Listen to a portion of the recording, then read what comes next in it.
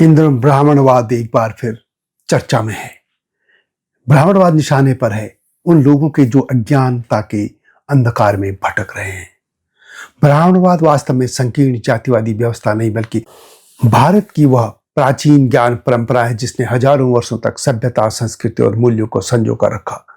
इसका सकारात्मक पक्ष त्याग, तपस्या और विद्या पर आधारित है, जहां व्यक्ति का उद्देश्य भौतिक संग्रह के बजाय समाज को दिशा देना और आध्यात्मिक उत्थान करना है।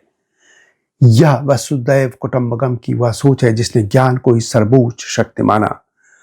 किंतु वर्तमान में जातिवादी राजनीति, मिशनरी विमर्श, कट्टरपंथी तत्व और रेडिकल वामपंथी जिहादी विचारधाराओं ने इस शब्द को एक राजनीतिक शस्त्र बना दिया है। अपनी फूट डालो और राज करो की नीति के तहत ये समूह ब्राह्मणवाद को शोषण का पर्याय बताकर हिंदू समाज में आंतरिक विग्रह पैदा करते हैं। इनका वास्तविक उद्देश्य सामाजिक न्याय नहीं बल्कि भारतीय संस्कृति की जड़ों को कमजोर करना है और अपने नीत स्वार्थों जैसे धर्मांतरण और वैचारिक प्रभुत्व को सिद्ध करना है। यह विमर्श जानबूझकर ऐतिहासिक तथ्यों को तोड़ मरोड़ कर पेश करता है ताकि सनातन परंपरा को कलंकित किया जा सके।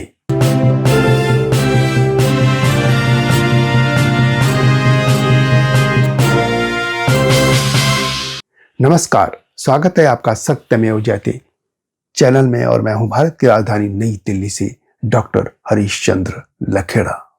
यह सोचने का विषय है कि किस तरीके से ब्राह्मणवाद को एक विकृत रूप में पेश किया जा रहा है।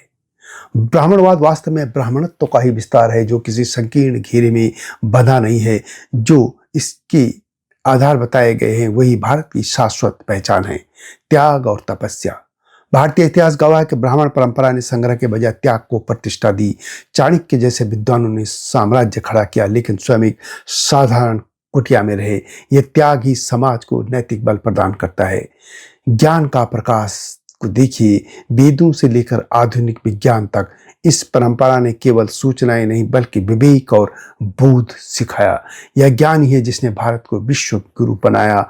यदि आपको देखना है तो देखिए ना, सबसे अधिक नोबेल प्राइज किसको मिले हैं? देश प्रेम और शौर्य। यह मिथक है कि ब्राह्मण केवल कर्मकांड तक सीमित रहे। आचार्य द्रोणाचार्य से लेकर पेशवा बाजीराव और मंगल पांडे से लेकर चंद्रशेखर आजाद तक जब भी राष्ट्र पर संकट आया, इसी परंपरा ने शास्त्र से लेकर शस्त्र उठाकर देश पर मर मिटने का जुनून सिखाया। इन्हीं ब्राह्मणों के ज्ञान से तो राजपुताना में ऐसे वीर पुरुष पैदा हुए जिन्होंने हजारों सालों तक मुस्लिम आक्रांताओं को भारत की ओर आंख उठाने की हिम्मत नहीं करने दी। ये वही ब्राह्मण ज्ञान था जिसने राजपूत एक ऐसी शक्तियां उभरी जिन्होंने वैश्य समाज में भामाशाह तक उत्पन्न कर दिए। यह वही परंपरा थी ब्राह्मणवाद जो देश पर मर मिटने के लिए लोगों को जुनून पैदा कर देता था। एक ब्राह्मण का लिखा गीत वंदे मातरम मत भूलिए, जिससे गाने पर लोग भारत की आजादी के लिए मर मिटने को तैयार हो गए थे।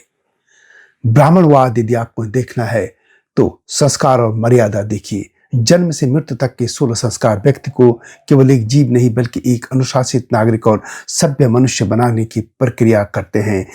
और सबसे अधिक देखना है तो वसुधैव कुटुंबकम देखिए, जिसमें यह कहते हैं कि उदार चरिता नाम तो वसुधैव कुटुंबकम, यानी उदार चरित्र वालों के लिए पूरी पृथ्वी ही परिवार है। यह ब्राह्मणवाद किसी भी धर्म को दो खेमों में नहीं बांटता कि जो मुझ पर विश्वास करें वो ठीक, जो विश्वास नहीं करें उनकी हत्या कर दो। यह सूत्र ही ब्राह्मणवादी चिंतन की पराकाष्ठा है। यह विचारधारा किसी को काफिर मानकर नष्ट करने की बात नहीं करती बल्कि सबको साथ लेकर चलने का अधिकार देती है। यही कारण है कि जो शक्तियां भारत को वैचारिक और सांस्कृतिक रूप से गुलाम बनाना चाहती हैं वे ब्राह्मणवाद को निशाना बनाती हैं। वे जानती हैं कि यदि इस संस्कार और ज्ञान की रीढ़ को तोड़ दिया जाए तो भारत अपनी आत्मा खो देगा। यह संसार की सबसे उच्च जीवन पद्धति में से एक है जिनके बिना भारत का अस्तित्व अपनी मौलिकता खो देगा। और यह भी देखिए कि ब्राह्मण परंपरा के बिना भारत की कल्पना कठिन है। ज्ञान और स्मृतियों का जीवंत पुस्तकालय है ब्राह्मणवाद। संसार के अन्य महान सभ्यताएं मिस्र, मेसोपोटामिया, यूनान नष्ट हो गई क्योंकि उनके ग्रंथ और ज्ञान परंपराएं लुप्त हो गई थी। भारत अकेला ऐसा देश है जिसके हजारों साल पुरानी ऋचाएं आज भी उसी शुद्ध आचरण के साथ गूंजती हैं, कंठस्थ परंपरा में हैं। लिखित प्रतियों के जलने के बावजूद ब्राह्मणों ने वेदों और उपनिषदों को अपनी स्मृति में जीवित रखा। यदि यह परंपरा न होती तो आज हमारे पास अपना मूल इतिहास और दर्शन न होता। दूसरी बात करें तो सांस्कृतिक अखंडता का सूत्र भी ब्राह्मणवाद ने दिया। जब भारत राजनीतिक रूप से सैकड़ों रियासतों में बंटा था, तब आदि शंकराचार्य जी जैसे महान महापुरुषों ने उत्तर से दक्षिण और पूर्व से पश्चिम तक 4 मठों की स्थापना की। एक ब्राह्मण की यात्रा ने पूरे उपमहाद्वीप को एक सांस्कृतिक इकाई में पिरो दिया। छोटे छोटे देश अलग होते रहे होंगे, लेकिन भारत संपूर्णता में एक था।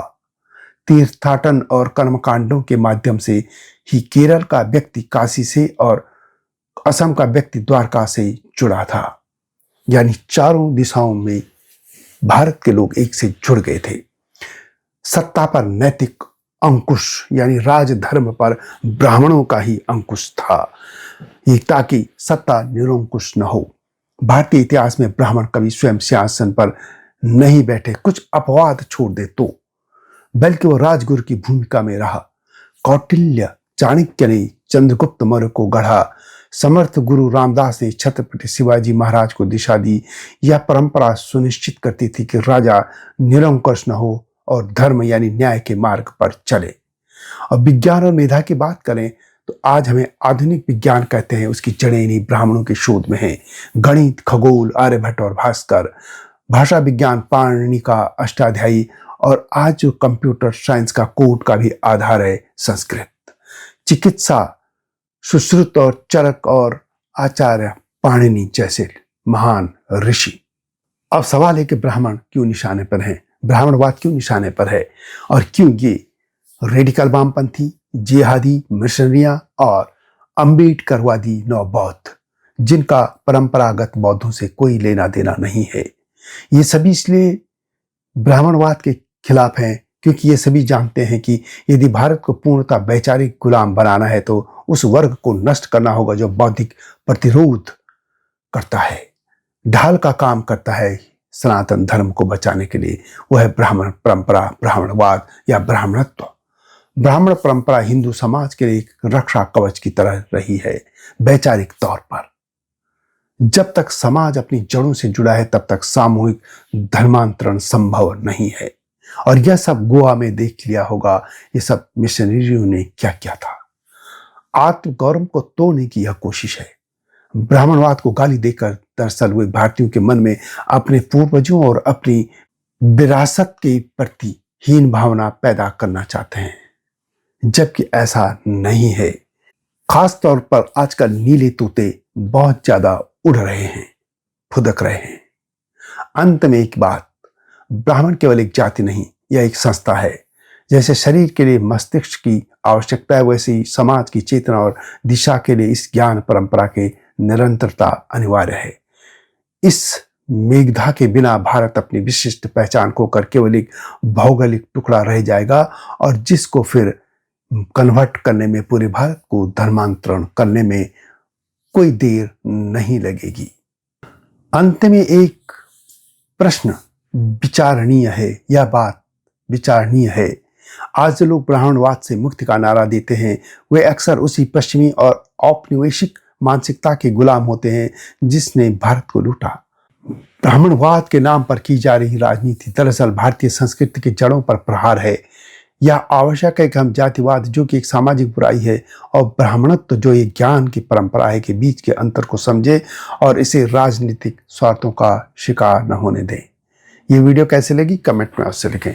जल्दी आऊंगा इस तरह के मुद्दों के साथ, तब तक नमस्कार।